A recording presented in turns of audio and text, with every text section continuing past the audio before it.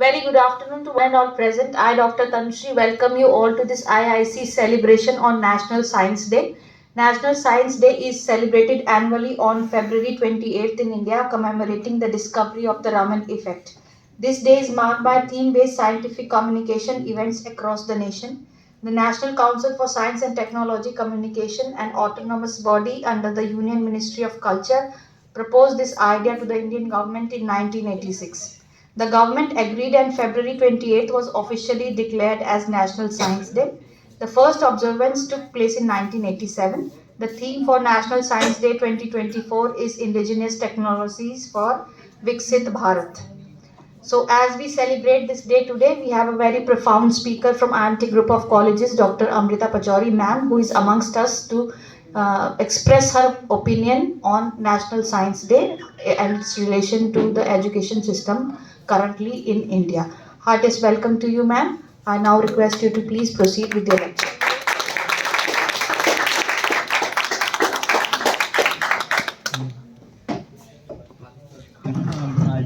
Thank you, Dr. Tanushree.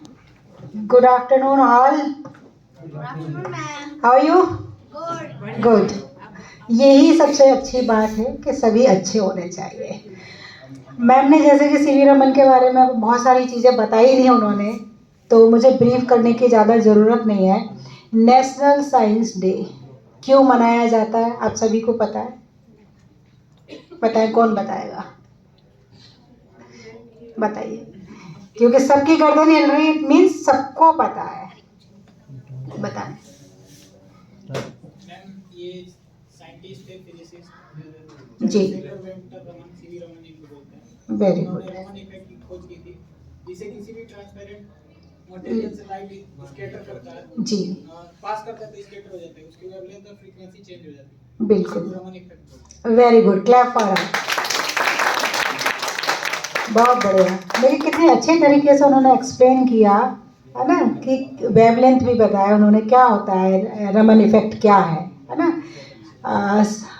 तो आप सभी को पता है इंडिया में हर साल 28 फरवरी को ही मनाया जाता है सीवी रमन के एक इन्वेंशन के लिए. साइंस, देखिए साइंस के बिना तो हम सरवाइव कर ही नहीं सकते हैं. ह्यूमन लाइफ की अब हम कल्पना भी नहीं कर सकते हैं. प्रकृति ने जब हम पैदा हुए, पानी, ज़मीन, आसमान, हवा, ये सारी चीज़ें तो हमें मिल गई. कि जैसे जैसे सभ्यता की ओर अग्रसर हुआ इंसान, तो उसने नई नई चीज़ें अपने जीवन यापन के लिए ज़रूरत महसूस हुई, तो उसने नई नई खोज की. मैं कम्युनिकेट कर रही हूँ माइक, ये भी साइंस की देन है.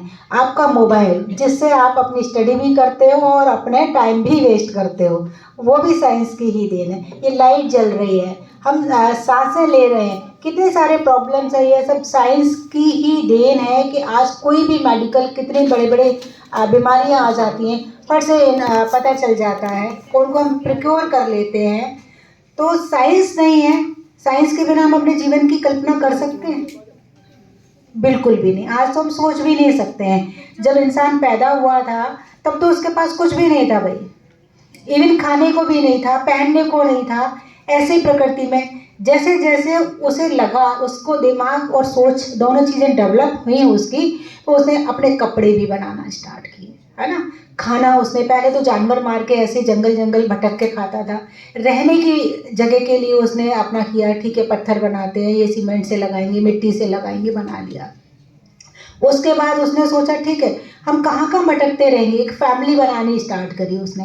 फैमिली के बाद में भाई अंधेरा है, तो उसने पत्थर से पत्थर को रगड़ के लाइट जलाना स्टार्ट किया उसने. वहाँ से हमारी इन्वेंशन की स्टार्टिंग हुई. सबसे पहले जो पत्थर से रगड़ के पत्थर लाइट जो उन्होंने निकाली है ना, आग जलाने की टेक्निक ली, वहाँ से हुआ. फिर उसने अपने लिए पानी की व्यवस्था खोजना शुरू की कि जिसको वो स्टोर कर सकें. पानी हो गया, खाना हो गया. फिर उसके बाद में भाई जेम्स बॉन्ड ने बाप का इंजन बनाया, लाइट डेवलप हुई, ब्रेन लिपि हुई, धीरे धीरे बहुत सारे एरोप्लेन आ गया. लेकिन जब हम सोचते हैं कि नहीं ये तो आज के ज़माने की देन है, ऐसे कहते हैं ना, आज के नहीं. ये आप लोगों ने रामायण और महाभारत जब ये पढ़े होंगे, है ना, कहीं भी हम टीवी सीरियल्स वगैरह भी देखते हैं, उस समय भी साइंस था. कितने लोग इस बात से एग्री करते हैं कि उस समय भी साइंस था? काफ़ी कम लोग करते हैं। लेकिन ये आपने जब रामायण और महाभारत पढ़े होंगे तो देखा होगा कि संजय धृतराष्ट्र को आंखों देखा हाल सुनाता था। कैसे सुनाता था भाई? कैसे सुनाता भाई? कितने किलोमीटर दूर पे कोई युद्ध हो रहा है यहाँ बैठ के, तो कोई ना कोई ट्रांसमीटर रहा होगा ना, कोई ऐसी साइंस टेक्नोलॉजी रही होगी जिससे वो देख के, क्योंकि वो देख नहीं सकता धृतराष्ट्र, उनकी आंखें हैं संजय के, तो उसको लाइव टेलीकास्ट, वो क्या था? लाइव टेलीकास्ट था। इट मीन्स साइंस तब भी थी। रामचंद्र जी पुष्पक विमान में बैठकर लंका से अयोध्या वापस आए तो विमान, एरोप्लेन, इट मीन्स था ना, तो साइंस तो तब भी थी। अभी क्या है कि हम धीरे धीरे बड़े से बड़े टेक्नोलॉजीज आते जा रहे हैं एक के बाद। अभी एआई देखिए, न्यू जो लेटेस्ट टेक्नोलॉजी हमारे पास आई है, एआई आई है। हूबहू आपकी वॉइस को लोग क्लोन करके आपके घर पे फ़ोन लगा दे रहे हैं। अभी रिसेंटली मेरे पास 2-3 ऐसे केसेस आए हैं कि घर पे फ़ोन जा रहा है कि भाई मैं आपका ये फलाना रिलेटिव बात कर रहा हूँ और आपका ये बंदा बहुत प्रॉब्लम में है, आप इतने पैसे भेज दें या इसको यहाँ से। जब उन्होंने कहा कहीं ना कहीं आए, मैं अभी 2 घंटे पहले तो इस बंदे से मिल के आया हूँ, इतनी जल्दी इतनी इमरजेंसी कैसे हो गई? कॉल किया तो पता चला कि नहीं ये तो है ही नहीं, वो तो ठीक ठाक है, अभी घर से निकला है। कैसे? तो आपका वॉइस भी क्लोनिंग होने लगा है। कितने तरह के साइबर क्राइम आ गए। जैसे जैसे हमारी टेक्नोलॉजी बढ़ेगी वैसे वैसे क्राइम रेट भी बढ़ेगा। देख रहे हैं ना आजकल सोशल मीडिया में, आप लोग सोचते हैं कि आप सबका बहुत भला हो रहा है, सब देख रहे हैं, पूरा डेटा जाता है, कितने सारे तरह के आपके ब्लैकमेलिंग, आपके पैसे निकाल लेना। भाई सबसे बेकार तो एआई आया है, लेकिन हर एक कोई भी जब इन्वेंशन होता है तब उसके डूज और डॉन्स, उसके कॉन्सिक्वेंसेज भी नेगेटिव भी होते हैं और पॉजिटिव भी होते हैं। कहीं ना कहीं उनसे हमें बेनिफिट भी मिलता है तो उससे नेगेटिव भी। तो लैक ऑफ कहाँ पे कमी है? कमी ये है कि हमें उससे प्रिवेंशन कैसे करना है। ये चीज़ें तो हमें बताई जाती है कि ये हमारे लिए इस टेक्नोलॉजी से हमको ये बेनिफिट होने वाला है, ये होने वाला है नंबरों में, लेकिन उसके कॉन्सिक्वेंसेस क्या होने वाले हैं हमारी लाइफ पे, उसका नेगेटिव इम्पैक्ट कितना पड़ने वाला है, उस पर काम अभी इंडिया में बहुत कम होता है। तो इसी वजह से क्राइम जो होते हैं इसके थ्रू, टेक्नोलॉजी के थ्रू, उनका रेट ज़्यादा है। तो अगर हम इस चीज़ों की तरफ ज़्यादा ध्यान दें, अभी मैंने एक बात की है लॉ स्टूडेंट्स के लिए, एक साइबर सीआईडी वालों से की है, मैं उनके कुछ लेक्चर्स वगैरह भी आप लोगों के लिए लगवाऊंगी कि इनसे कैसे बचा जा सकता है ना, किस तरह से आप अपने आप को सेफ रखें। इथिकल हैकर्स भी एक तरफ जरूरी है, दूसरा प्रिवेंशन वाले लोग भी जरूरी हैं। जो फॉरेनर में बैठे हुए हैं, जमतारा में बैठे हुए हैं, कैसे आपका डेटा चुरा लेते हैं और उसी से फिर आपके ही साथ में फ्रॉड होते हैं, तरह तरह के फ्रॉड होते हैं। अभी एक दिन मेरे पास ही एक आया था मैसेज कि आपका बिजली का बिल ऐसा ड्यू है, अपडेट नहीं, आप ये कर लें। कॉल, नंबर दिया था, लिंक भी नहीं दिया था, इस नंबर पर कॉल कर लें। और नंबर पर कॉल करने पर उसने कहा नहीं आपका बिल तो जमा है लेकिन वो अपडेट नहीं है, तो उसमें 11 रुपये आउटस्टैंडिंग दिखा रहा है, तो आप इसको पे कर देंगे तो क्लियर हो जाएगा। जैसे ही उसको पे करने के लिए 11 रुपीज़ के लिए किया, फट से सारा पैसा उसमें से मेरे अकाउंट से निकल गया। जब तक समझ में आता तब तक बहुत देर हो चुकी थी, फिर भी उसको ब्लॉक कराया, कहीं ना कहीं कंप्लेंट की। तो आरबीआई वो कहती, जब हम कहीं ट्रांजेक्शन करते कहते 24 आवर्स तक आपके अकाउंट में रहता है, रिफ्लेक्ट होता है। लेकिन अभी आरबीआई तो हाथ झाड़ देती, भाई लिंक आपने क्लिक किया, ओटीपी आपने दिया, आपने ये सब किया। तो जैसे जैसे हमारी टेक्नोलॉजीज आ रही हैं उनसे हमें यूज़ करने के पहले पूरी तरह उन्हें जान लेना बहुत ज़रूरी है। तो नेशनल साइंस डे जो आज हम मना रहे हैं, सीवी रमन के इन्वेंशन के उस पर तो मना ही रहे हैं, उसके बाद में हमारे पास कितने आविष्कार आए हैं, एक के बाद एक के बाद एक, इतने हाईटेक हो गए हैं हम कि हम पेपरलेस, आजकल हमारे सारे काम पेपरलेस हो गए, है ना, टेक्नोलॉजी की वजह से ही हो गए, इन्वेंशन की वजह से हो गए। हम मनी लेस भी हो गए हैं। कोई पैसा लेकर, मुझे नहीं लगता कि 1000-500 रुपये भी कोई लेकर चलता होगा। सारे ट्रांजेक्शन, मतलब पूरे वर्ल्ड की बात कर रही हूँ मैं, इंडिया में जितने ज़्यादा यूपीआई या पेटीएम इनके थ्रू होते हैं वर्ल्ड में कहीं भी नहीं होते हैं। जितने हम हाईटेक हो रहे हैं देखने में लगता है कि हम काफ़ी पीछे हैं, लेकिन हिंदुस्तान बहुत आगे है टेक्नोलॉजी के यूज के मामले में। बाहर भी जितने लोग बैठे हुए हैं, हमारा यंग जो जनरेशन है, इंडिया में उनको अपॉर्चुनिटीज़ नहीं मिल पाती है, उनके टैलेंट की उतनी कदर नहीं हो पाती, तो बाहर की तरफ भाग रहा है युवा हमारा, है ना। क्यों फॉरेन जाने वाले को हम बड़ा करते हैं, अरे उसका बच्चा तो कनाडा बैठा है, उसका बच्चा तो जर्मनी बैठा हुआ है। क्यों ना हम अपने देश को, हमारे युवा को ये सोचना पड़ेगा कि हम जिस टेक्नोलॉजी और पैसे के पीछे वहाँ भाग रहे हैं, फिर भी वो अपना नहीं है ना कहीं तो हमें एक आउटसाइडर फील होता ही है ना। वो हमें पूरी तरह नहीं अपना सकते। उन्हें पता है कि हाँ हमें इसकी ज़रूरत यंग जनरेशन को ही लेंगे कि हम इसका इस्तेमाल इतने साल तक कर सकते हैं, तभी वो आपको लेते। तो अपने देश के लिए काम करें, यहाँ इन्वेंट करें, आपको जो भी करना है साइंस की फील्ड में। आप तो लॉ स्टूडेंट हैं, तो आपके देखिए फॉरेंसिक साइंस, फिंगरप्रिंट एक्सपर्ट आप बनते हो, आप हैंड राइटिंग एक्सपर्ट आप बनते हैं, आपके कितने सारे आपको साइंस में, भाई लॉयर को तो इतने सारे, जब तक उसके इन्वेंशन नहीं होगा क्या ठीक है इसमें और ये नया हम ला सकते हैं। अभी तक जो टेक्नोलॉजी चल रही है ना, डेड बॉडी का जब आप पोस्टमार्टम करते हैं ये, तो हर रोज कुछ ना कुछ आप नया इन्वेंट कर सकते हो, कुछ ला सकते हो कि हम किस बेहतर तरीके से किसी भी केस को सॉल्व कर सकते हैं। तो साइंस के बिना पॉसिबल है नहीं ना। कोई भी केस हो, आप मर्डर की ही बात नहीं करें, आप किसी भी केस की बात करें, तो हर एक चीज़ में आपकी साइंस कहीं ना कहीं इन्वॉल्व है। तो आप लोगों से मेरा यही है कि आप बहुत यंग हो, आप में एनर्जी भी है, लगन भी है, डेडिकेशन भी है, आपको जो भी चीज़ें चाहिए आप गवर्नमेंट, आप अभी कल मैं यहाँ पे आई थी, मनीषा अत्री मैडम आई थी गवर्नमेंट से, है ना, रोजगारों से। उन्होंने कहा है कि युवा सरकारी उनसे जुड़ता नहीं है। क्यों? आप लोग उनसे कनेक्ट हों, आपको जो फैसिलिटीज चाहिए, जो रिसर्च के लिए सामान चाहिए, जो चीज़ें चाहिए, आप गवर्नमेंट को डालिए, मेल लिखिए कि भाई हमारे साथ में ये समस्या, बीइंग ए लॉ स्टूडेंट हम ये चीज़ करना चाहते हैं, नए स्टार्टअप लेकर आएँ, अपनी कंपनीज खोलें और उनमें ऐसे लोगों को मौका दें, काम दें जो लाइफ में आगे अपने देश हित के लिए कुछ भी काम करना चाहते हैं। तो साइंस का तो आपके लाइफ में, हम भाई पानी पीने से लेके, निकालने से लेके रात के सोने तक, भाई हम सुबह मॉर्निंग में उठते हैं, उठते से ही हमारे साइंस की यूटिलिटी स्टार्ट हो जाती है ना। सबसे उठते ही आप लोग, कितने सारे बच्चे ऐसे हैं जो उठते ही फोन चलाते हैं? सब चलाते हैं? ये नहीं चलाते? अरे वाह, वेरी गुड, बहुत बहुत अच्छी बात है। देखो कुछ बच्चे ऐसे भी हैं, तो हर तरह के बच्चे हैं अभी। तो मेरा आप सबसे, क्योंकि आप यंग BA-LLB स्टूडेंट्स हैं, LLB आप लोग तो वैसे भी मेच्योर हैं, समझदार हैं, पर जो बच्चे अभी 12th करके आए BA-LLB, वो बच्चे इतने मेच्योर नहीं, उनको नहीं मालूम है कि उनकी लाइफ के साथ में उन्हें क्या करना है, प्रायोरिटी क्या होनी चाहिए। तो आपकी प्रायोरिटीज, आपका फर्स्ट प्रायोरिटी क्या है? आपकी एजुकेशन, एक अच्छा आपको नागरिक भी बनना है और अच्छा अपने लिए करियर भी चुनना है। सेकंड प्रायोरिटी आपकी क्या है? जो भी आप लाइफ में करना चाहते हैं वो कर सकते हैं।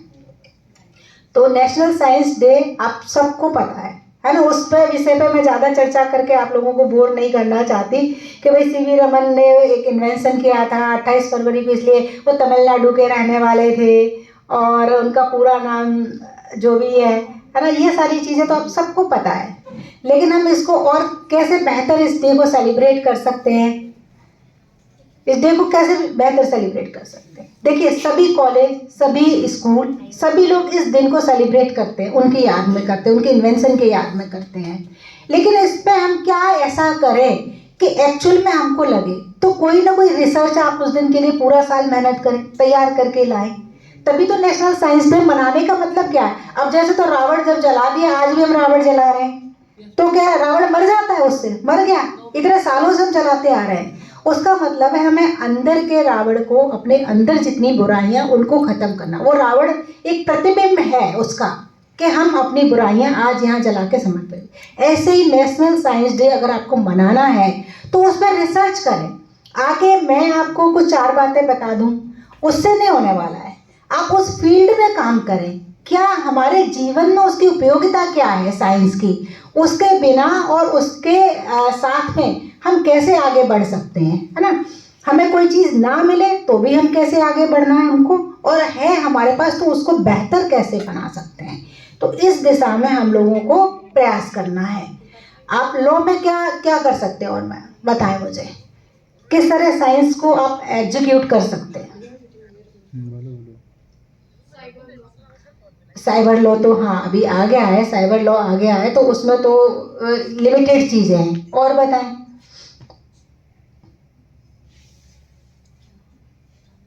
देखिए जैसे कि हमने बताया था अभी कि कहीं कोई मर्डर हुआ, कहीं कोई चोरी हुई, है ना, छोटा से भी, चाहे इमोशनल अपराध है कोई या फिजिकल अपराध है, ऑफेंस हो रहा है कोई, तो उसको हम कैसे बेहतर तरीके से रिसर्च कर सकते हैं, ये डेवलपमेंट आप लेकर आए।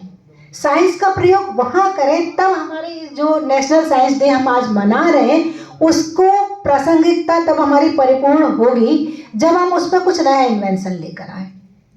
एम आई राइट? है ना, अदरवाइज तो साल दर साल ये ऐसे ही चलता रहेगा। आप अपने आप में, क्योंकि मैं लॉ स्टूडेंट्स के साथ में हूँ, आपके क्षेत्र में भी बहुत गुंजाइशें हैं। जो लोगों ने किया कहीं से तो शुरुआत, पहले तो ये सब नहीं होता था ना, धीरे धीरे ये सारी चीज़ें, नई रिसर्च और ये सब लेकर आए कि ठीक है हम इस पैटर्न से इसको करते हैं। अब आप कोई भी क्राइम हुआ तो फिंगरप्रिंट के साथ साथ में स्लाइवा का होता है, कहीं ठीक है पानी पिया किसी ने, स्लाइवा आया, फिंगरप्रिंट भी आ गए उसके, है ना, कहीं उसने कोई चीज़ सामान मिल गया, उसको कैसे करना है। तो ये नई टेक्नोलॉजी आप लोग ईजाद करेंगे, मेरी आपसे ये उम्मीद है कि आप कुछ नया जरूर, अभी आपके पास 3 साल है IMT के अंदर, अपने मैम लोग को बताएं कि आपको क्या रिसर्च करना है, कैसे करना है, और उस डेवलपमेंट पे आप काम करें। और अब उनके बारे में बताएं, फिर सीवी रमन के बारे में बात करें या बस थोड़ी बहुत बातें कर लें। अच्छा, तो आप लोग ही मुझे बताएं कि कोई भी जब इंसान रिसर्च के क्षेत्र में उतरता है तो उसके सामने क्या क्या डिफिकल्टीज आते हैं, है ना, कौन बताएगा? नहीं पता, मैं बता देती हूँ। सबसे पहले हमने कोई चीज़ टॉपिक चुना कि हमें इस पर रिसर्च करनी है, तो रिसोर्स हमें क्या क्या चीज़ों की आवश्यकता पड़ेगी, है ना, मशीन हमें क्या चाहिए उस रिसर्च को करने के लिए, हमारे पास अवेलेबल है कि नहीं है, उसके लिए हमें कहीं ना कहीं अप्रोच करना पड़ेगा, ग्रांट लेनी पड़ेगी, कुछ मशीनें महंगी आती हैं, है ना। मान लीजिए आप में से कोई बच्चा है, लॉ करने के बाद में वो चाहता है कि मैं अपना एक फिंगरप्रिंट एक्सपर्ट का कोई लैब खोल लेता हूँ, है ना, वो उसका खर्चा आ रहा है 15 लाख 20 लाख, उसके पास इतना पैसा नहीं है, तो कहीं ना कहीं से उसे पैसा जुटाना पड़ेगा मशीनें लेने के लिए। फिर उसमें और नया वो क्या करना चाहता है ना, कितने लोगों को वो काम दे सकता है, इससे समाज का क्या भला होने वाला है। जब तक आपकी रिसर्च समाज के हित में नहीं जुड़ी है, इंडिविजुअल के लिए, तब तक इससे कुछ भी नहीं हो सकता ना। हम किसके लिए काम कर रहे हैं? लॉयर्स स्पेशली समाज के लिए काम कर रहे हैं, समाज को बेहतर बनाने के लिए काम कर रहे हैं। तो मैं आपसे, तो मेरा ये स्पेशल वो है कि आप कुछ ना कुछ नया रिसर्च लेकर जरूर आए अपने फील्ड में, कि हम कैसे सॉल्व करें। अच्छे लॉयर बनने के लिए हमारे पास नई रिसर्च होनी बहुत ज़रूरी है। अच्छे लॉयर बनने के लिए भी डिफेंड कैसे करोगे? बातों से तो सामने वाला हावी हो जाएगा। जब आपके पास डेटा है, एक्चुअल उसकी केस स्टडी है, तभी आप उसको डिफेंड कर पाएंगे कि नहीं। तो आप जरूर इस फील्ड में रिसर्च करें, ठीक है। Thank you so much, thank you.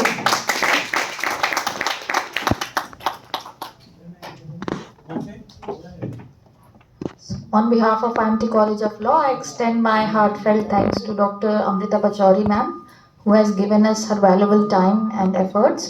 I also thank all the student participants of this particular activity. So with this, we end up this activity. Thank you all.